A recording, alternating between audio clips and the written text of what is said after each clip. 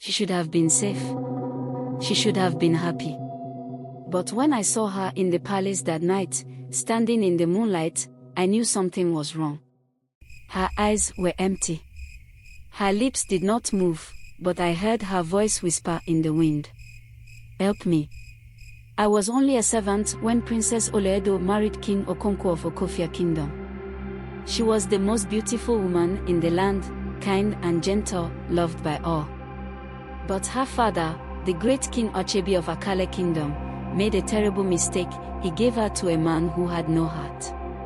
King Okonkwo was feared. His hands were always stained with blood, his dungeons always full. People said he had traded his soul for power long ago, that he could not be killed like other men. But King Ochebi thought marriage would change him. It did not. The day she left for the palace, our village fell silent. No one danced. No one sang. Even the birds refused to call. Something was wrong, but no one could stop it.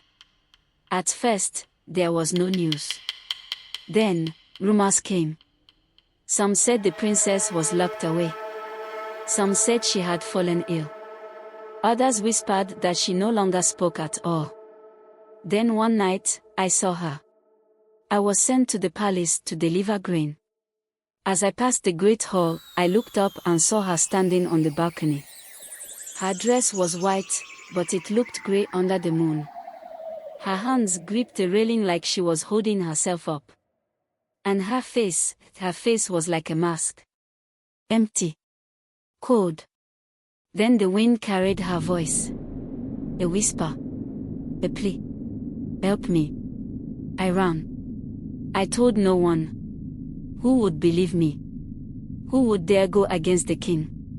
But others had seen her too.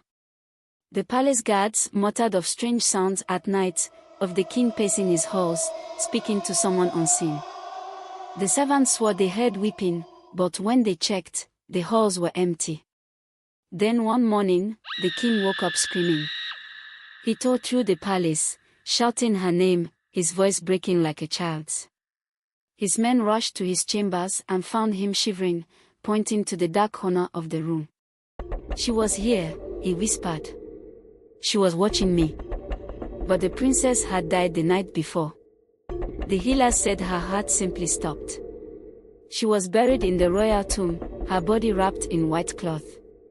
The village mourned, but there was also relief. She was free. Or so we thought. Because the king was never the same after that. He did not sleep. He did not eat. He locked his doors at night, but the servants heard him pleading, weeping, begging someone to leave him alone. Then one night, the palace doors swung open. The guards found him at the gates, his face frozen in terror, his eyes wide and staring at nothing. His mouth was open, but no sound came out.